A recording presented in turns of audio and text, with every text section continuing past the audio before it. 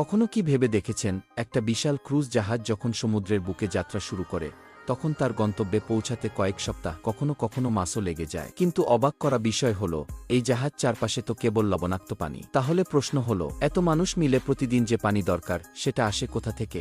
বন্ধুরা, ক্রুজ জাহাজ যখন রওনা দেয় তখন আগে থেকেই খাবার আর পানির বিশাল ট্যাঙ্কে মজুদ থাকে প্রাথমিক দিনের চাহিদা মেটানোর জন্য। কিন্তু যখন সেই পানি ফুরিয়ে যায় তখন শুরু হয় এক অসাধারণ প্রযুক্তির খেলা। জাহাজটি সমুদ্রের লবণাক্ত পানি টেনে নেয় আর তারপর রিভার্স অসমোসিস বা ফ্ল্যাশ ইভ্যাপোরেশন নামের আধুনিক টেকনোলজির সাহায্যে সেটাকে ফিল্টার করে একদম পরিষ্কার পানযোগ্য জলে পরিণত করে।